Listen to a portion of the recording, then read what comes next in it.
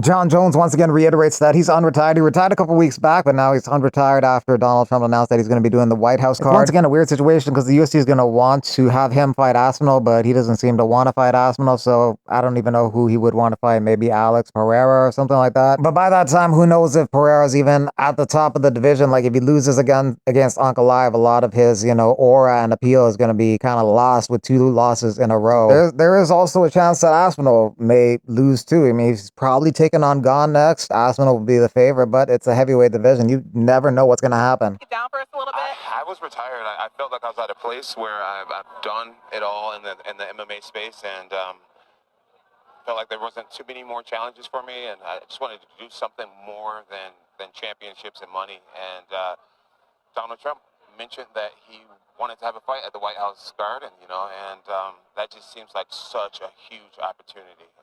I'm a very proud American. I have a lot of close friends that are in the military, and this is my act of I can't call it service, but just to be able to entertain the country and the world at this level at the White House, it just means the world to me. So I'm back.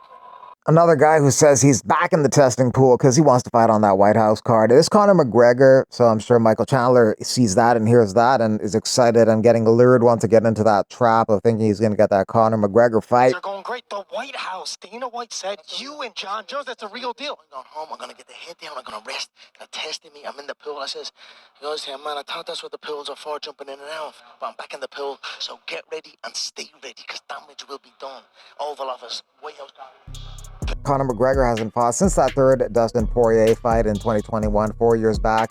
Since that time, Poirier will have fought 6 times when he fights Holloway on Saturday. He's gone 2-3 in that period of time. He beat Sandani and Chandler, but he lost to Oliveira, Gaethje, and Makhachev. He's looking to end his career with a bang Saturday night and with a belt BMF title if he can beat Holloway on Saturday. Hello everyone, I am in Hollywood, California. Thank you ESPN for this award and this nomination. I appreciate you and thank you also UFC for giving me best job in the world, and I'm just grateful. And yeah, we are in the red carpet.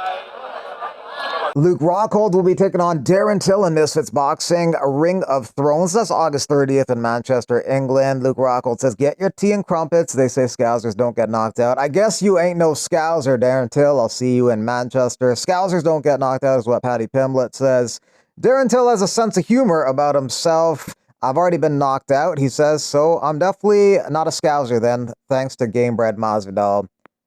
Also on that card is Tony Ferguson. He, at one point, was an interim UFC champion, and now he's fighting for the Misfits Boxing interim middleweight title against Salt Poppy. That will be the co-main event of the evening. UFC 318 press conference going to have the 10 fighters on the main card. Holloway, Poirier, Costa, Kopolov, Holland Rodriguez, Ige Pitbull, Johnson, Zellhuber. It would have been good if Vettori versus Allen was on the main card and at this press conference. There's going to be no real heat at this press conference, no back and forth. Pretty respectful and tame, but Vettori and Allen would be slinging a lot of insults at each other. And Allen is from Louisiana, so it would have been good if Allen was on this main card. They could have done Allen Vettori on the main card. It's not like this is a stacked pay-per-view where that couldn't fit in. This is just, a lineup of fights and a decent main event. Official poster for UFC Fight Night, August 9th at the UFC Apex. Delidze versus Hernandez. That's number 8 and 9 in the middleweight division. An opportunity for Hernandez to move up one spot if he can get the victory. Delidze is coming off a victory over Vettori. Hernandez is coming off a win over Brendan Allen. 2 guys who are fighting this weekend, Allen and Vettori. It's a 5-round fight, which typically favors Hernandez in every single contest. UFC Hall of Famer Randy Couture was recently involved in a serious car crash during practice runs at a racetrack in Kansas City, Missouri. He sustained first and second degree burns, trauma injuries, and smoke inhalation. He was airlifted to a burn center for treatment. Fortunately, Couture has been released from the hospital and is recovering at home. Couture is 62, and he was training for his debut with the National Hot Rod Association when the accident occurred. What's up, everybody? Randy Couture. Wanted to give you a little update. Got home yesterday from the burn center here at UMC. They did a great job of taking care of me for the last week. That process started in Kansas City last Tuesday. Went off the course at the Flying H training in my Pro Mod car, trying to get my license to try and be a drag racer this year. Obviously not off to the best of starts, but, you know, did a great burnout, launched the car. After staging, car took off immediately to the left towards the center line.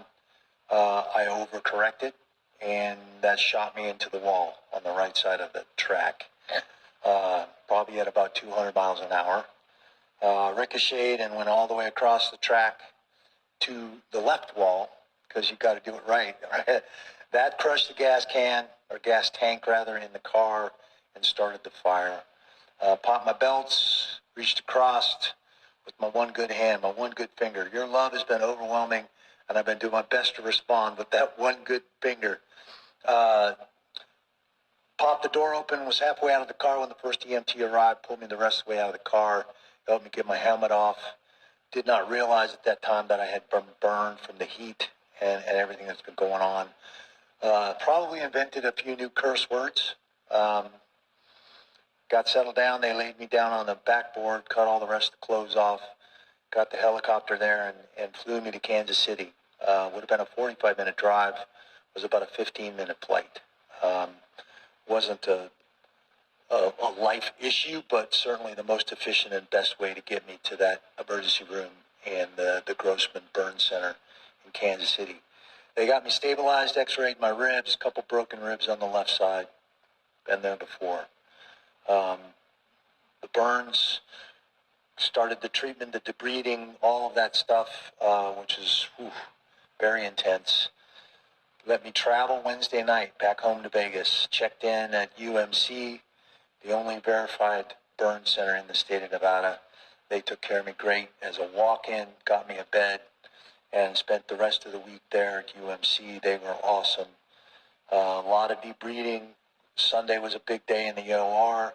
Cleaned all the burn wounds. Got them all covered with Supercell 100. They're all healing very, very well. Thankfully avoided a graft. So far, no grafting necessary, so that's good news. And we keep moving forward. Got home yesterday, caught up on the mail, got all my stuff unpacked and reorganized. Slept 12 hours straight last night, so obviously needed that rest. Headed in the right direction. I cannot thank all of you out there who've reached out in one way or another to find out how I'm doing. Just wanted to give you all an update. Headed in the right direction for sure. We'll make more decisions down the road as we get healed. See the doctor outpatient next Wednesday. Make sure everything's healing up well. Put new layers of Supercell on there.